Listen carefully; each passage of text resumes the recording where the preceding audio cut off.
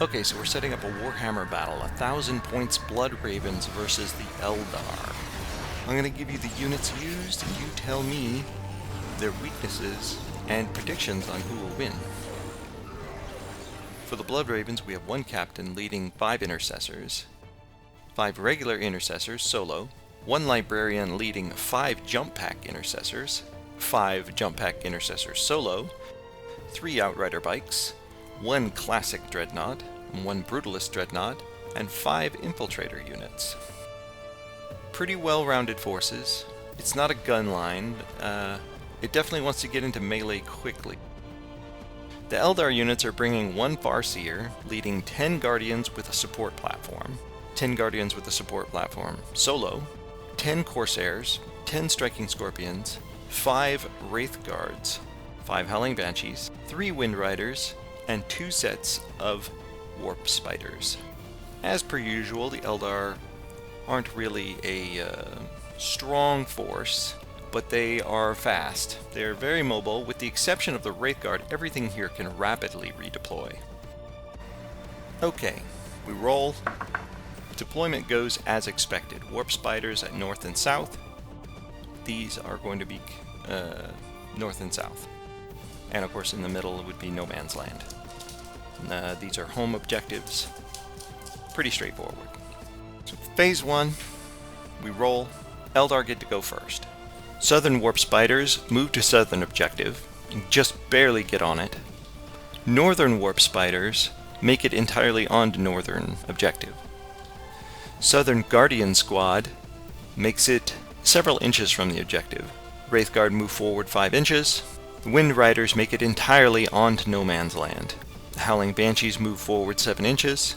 The Northern Guardians move forward 5 inches, positioning their support platform just north so they can try to get a shot off.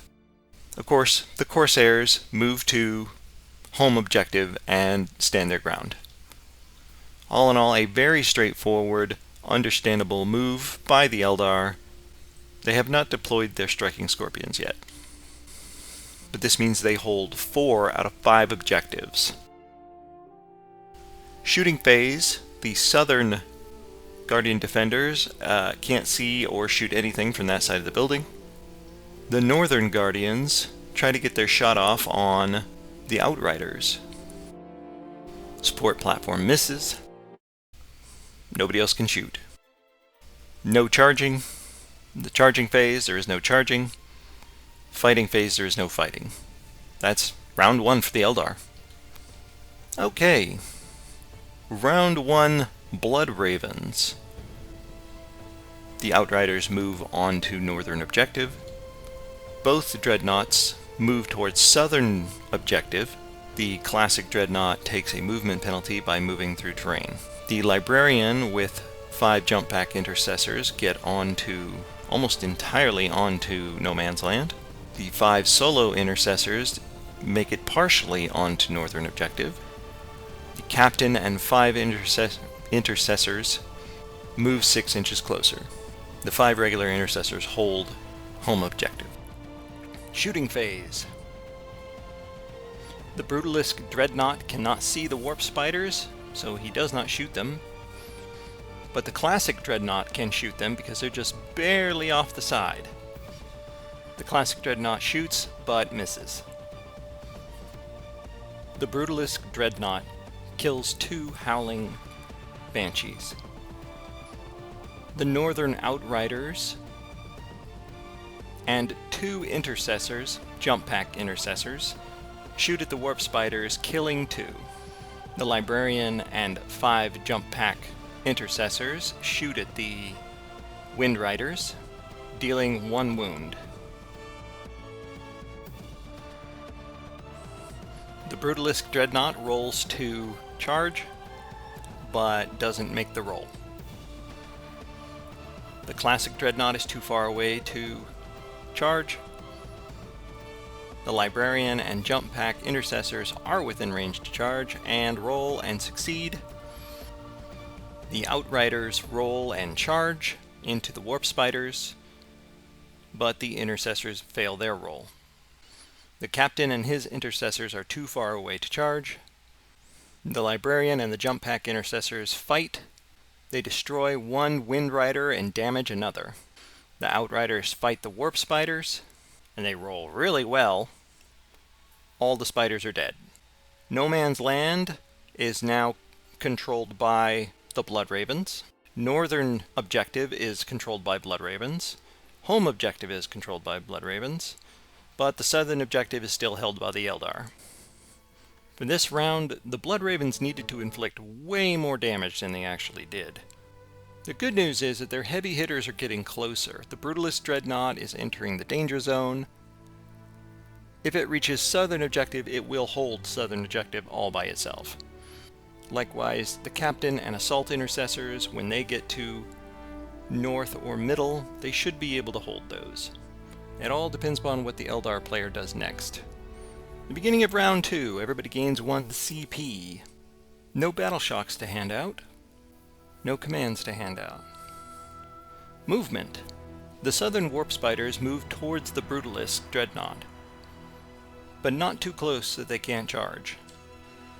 The southern Guardian Defenders move themselves forwards, putting themselves entirely on top of the southern checkpoint.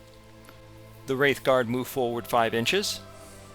The 3 remaining Howling Banshees move forward just about 2 inches from the Librarian.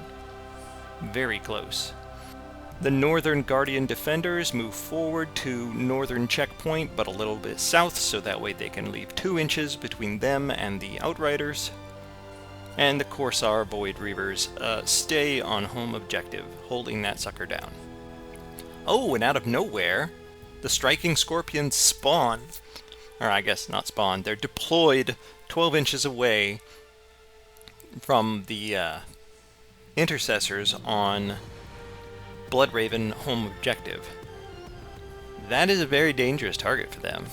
Not for the Stinging Scorpions, but for the Intercessors. 5 versus 10 is not a good combination.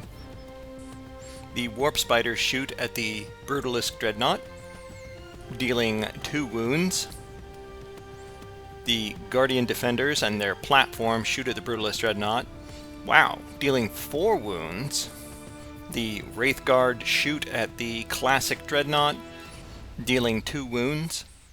The Wind Riders cannot shoot, but the Howling Banshees can. They miss.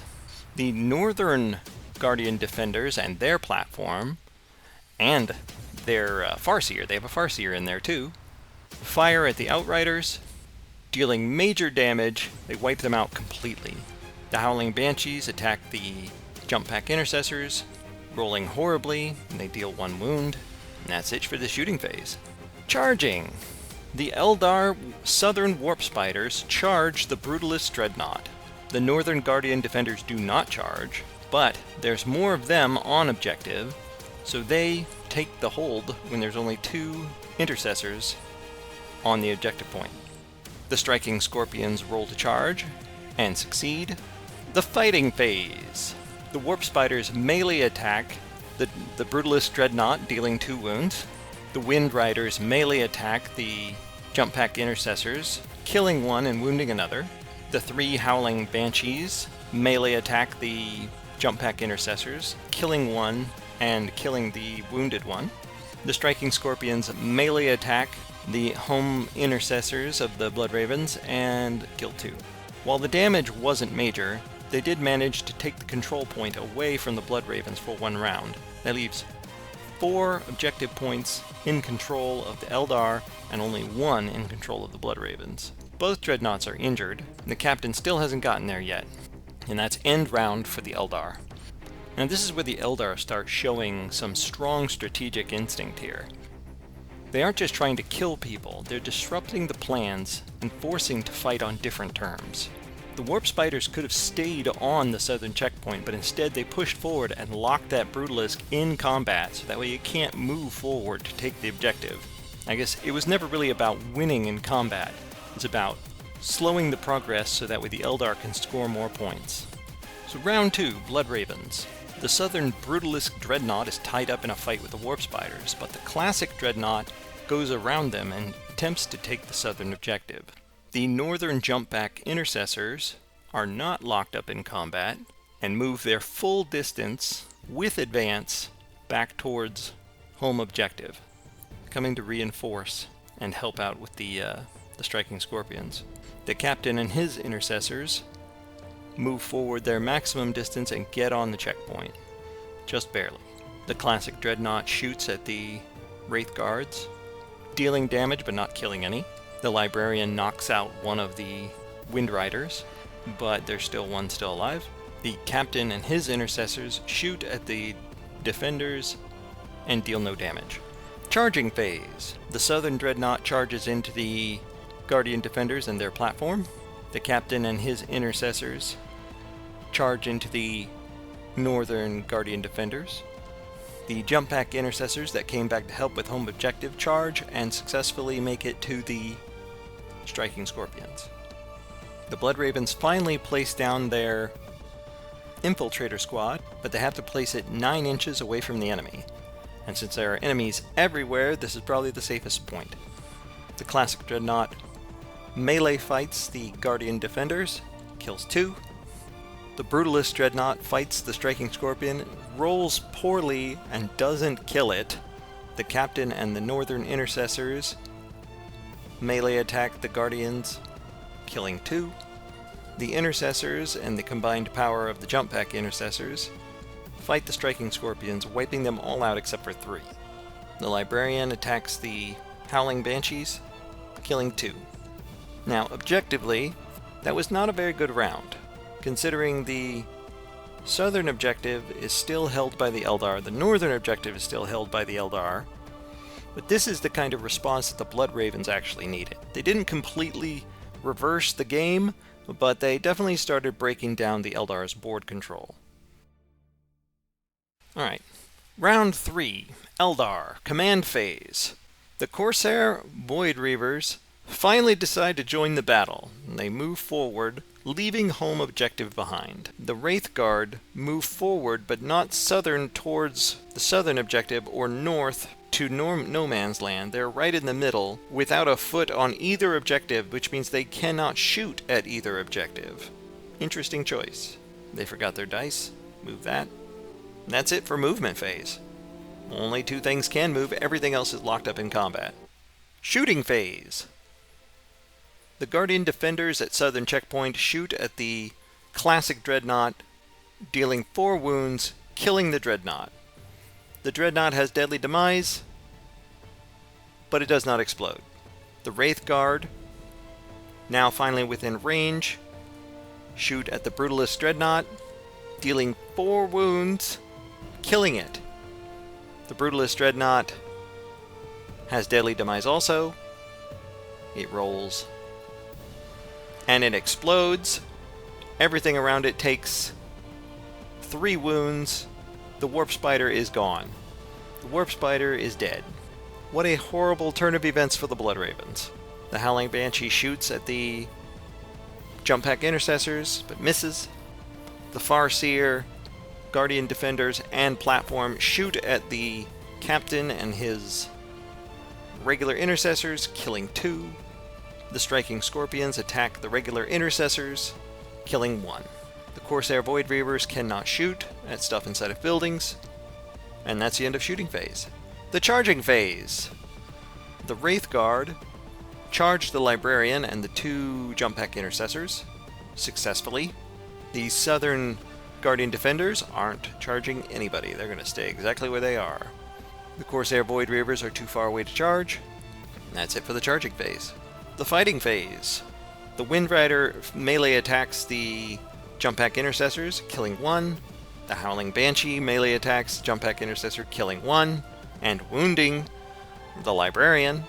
The Wraith Guard attack the Librarian, knocking him down to 2 health.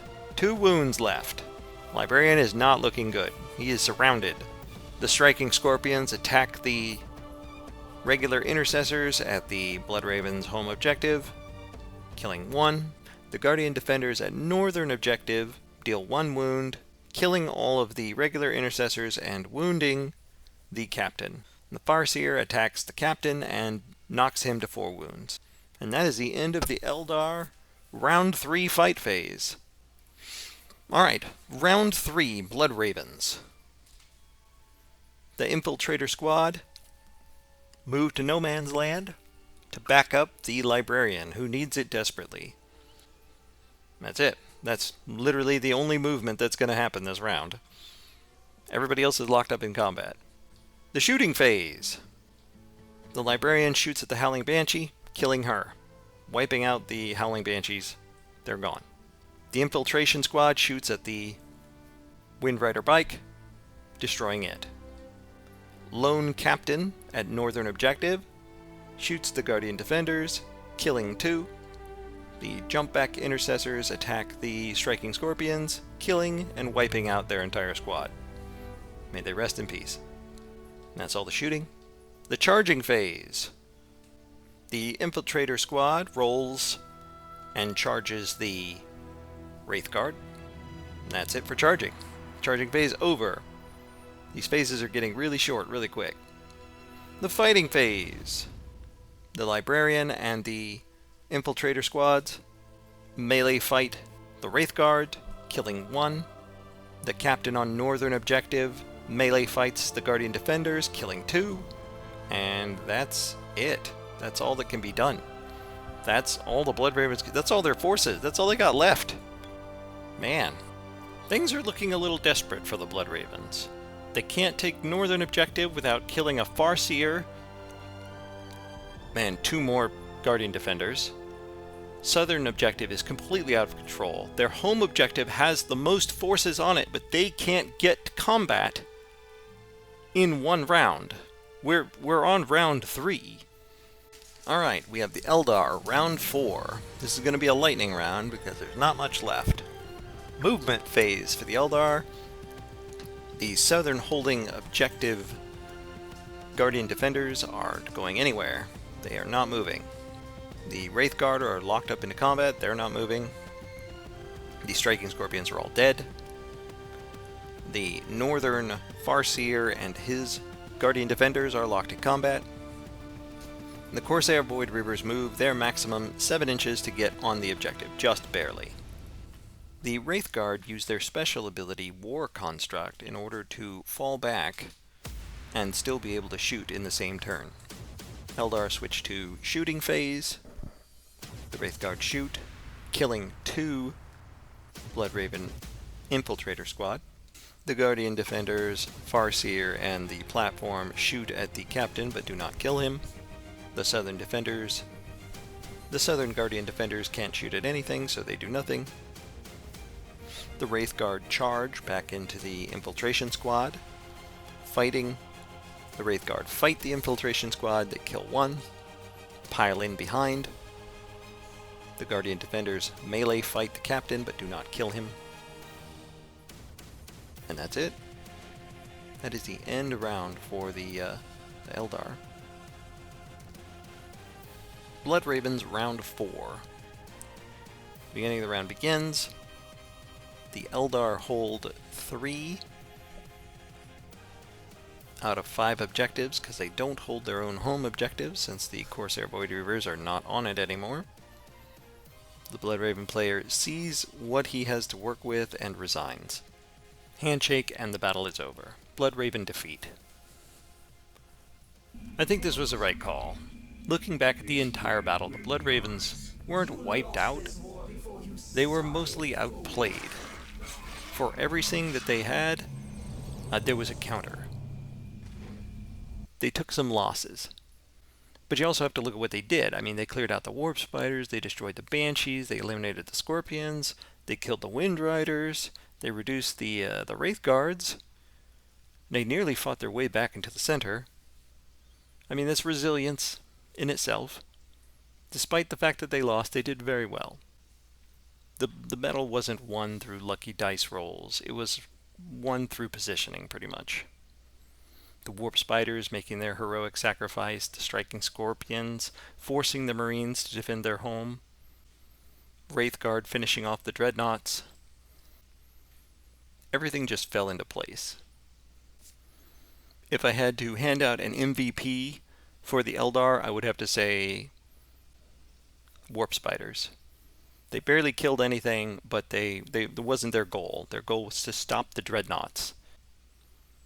As for the Blood Ravens, I would say probably the captain, for still being alive after all of those rounds. That guy is still up there, still fighting. Probably wouldn't have survived if everything kept going. But GG. It was a good game. And that's it for this round. Next up, we'll have the Orcs versus the Tyranids.